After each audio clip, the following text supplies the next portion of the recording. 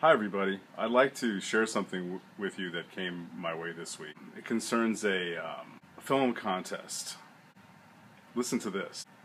All films submitted become the sole property of blankety blank contest. All content, designs, characters, and additional intellectual property produced for and or contained within a submission becomes the sole property of the blankety blank contest. Okay?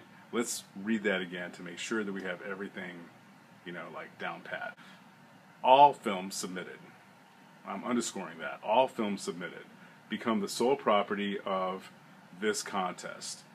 All content, designs, characters, and additional intellectual property produced for and or contained within a submission becomes the sole property of this contest.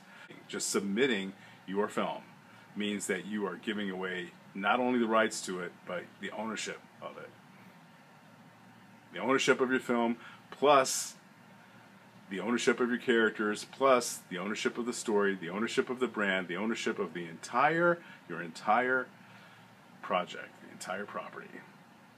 Now, don't you think that's just a little bit ridiculous? Don't you think that's just a little bit ridiculous? You don't have to be a lawyer or an entertainment agent or anything like that to realize that this is simply not in your best interest or the best interest of anybody who's creating property and content and intellectual property in entertainment. What if you wanted to submit this film to a film festival or to another contest? You wouldn't be able to do anything with it. You wouldn't even, you're going to give away your property simply for the opportunity of submitting to this contest. Okay? I don't think this contest is going to go very far. And I'll tell you something else. This came my way through a group of educators, animation educators. It was interesting because they're talking about how it's necessary for students to become aware of what their rights are concerning their properties, their content. And it's great to see this conversation. It really is. It's really great to see educators, art and animation educators, finally getting around to addressing this with their students. Because this has been a conversation that has been lacking for a very long time, except one place that I know of. And that is, you guessed it, the Animation Academy in Burbank, California, where we've been talking about this since our founding, since we started in January of 1998. Actively engaged as part of our normal discourse within the class environment of educating artists about their rights and what is in their best interest, what they should and what they shouldn't be doing.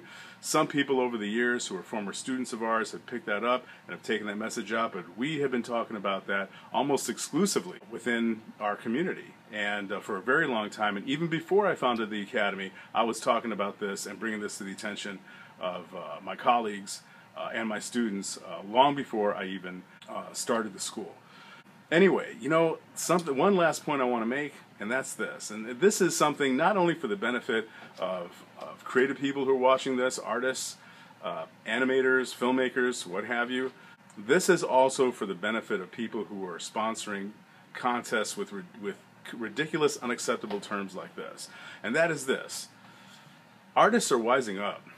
And we've been wising up for a long, long time, This isn't, like pre-internet age where we really didn't know what was going on. When I was in art school, my instructors, they were great. They were wonderful people, great artists, and I really learned a lot from them, but that was one thing that they didn't know. They didn't have the knowledge. They didn't have the knowledge when I was in school, but now we have the knowledge.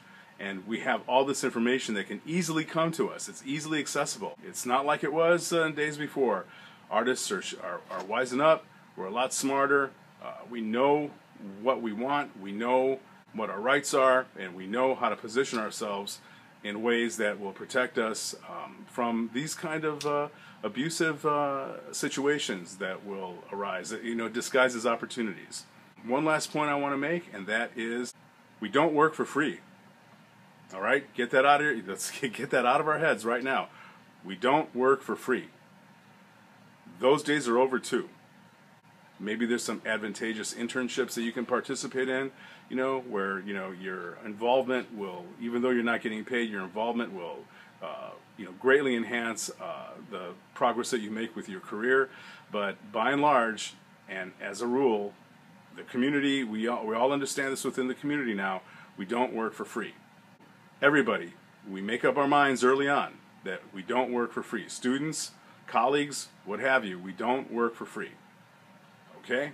All right. Thanks for listening, everybody. It's great talking with you, and I'll see you again in the near future. Thank you. And always, you know, keep in mind, you know, just believe in yourself, keep the faith in yourself, and always keep creating.